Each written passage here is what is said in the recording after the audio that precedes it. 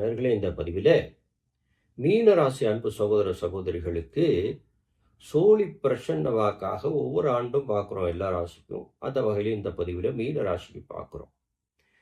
இப்போ இந்த சோழி பிரசன்ன வாக்கில் இன்னும் மகாலட்சுமி குலதெய்வம் முன்னோர்கள் என்று பேசுவாங்க. பொதுவாக மீன ராசிக்கு என்ன நடக்க போகுது அப்படிங்கிறத நம்ம பார்ப்போம்.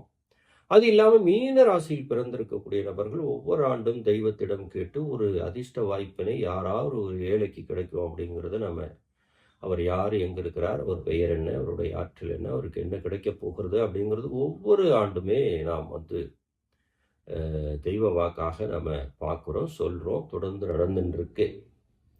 பார்க்காதவா தொடர்ந்து அந்த பதிவுகளெல்லாம் பாருங்கள்.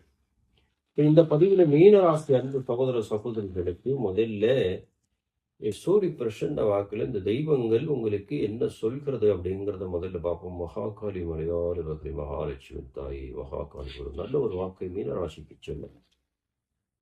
ஆஹா, அத்தனையும் இங்கே ஒன்று மட்டும் வளர்ந்திருக்கிறது. வெற்றி மேலே வெற்றி, சூரிய பாவனை அதுக்கு பெரிய வெற்றியாக இருக்கிறது. இப்போ இதில் என்ன அப்படின்னா, குலதெய்வம் வீட்டு வாசப்படியில உட்கார்ந்துருக்கு மீனராசி. முன்னோர்கள் வீட்டு கேட்டில் உட்கார்ந்துருக்காங்க. இப்போ குலதெய்வம் முன்னாடி இருக்கு, பின்னாடி முன்னோர்கள் இருக்காங்க. இப்போ இவங்களுடைய வாக்கு என்ன அப்படின்னு சொன்னா, வீட்டுக்குள்ளேயே எதிரி இருக்கான்னு சொல்றாங்க. மீனராசிக்கு வீட்டுக்குள்ளேயே எதிரி இருக்கான், கூடவே துரோகி இருக்கான், கவனமா இருக்கணும் அப்படின்னு சொல்றாங்க.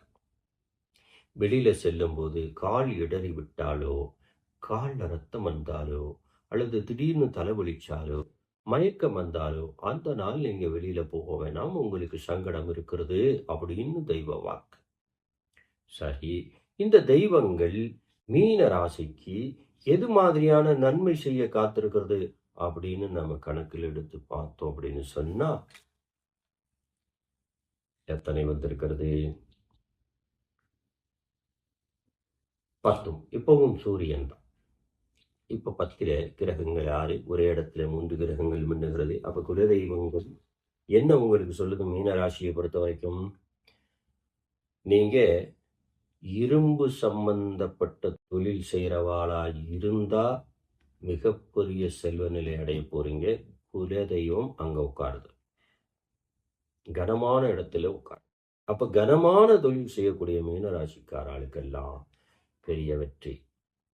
இப்ப எதுல இந்த குலதெய்வமும் இந்த முன்னோர்களும் தரப்போறாங்க அப்படின்னா, மீன ராசியை பொறுத்த வரைக்கும்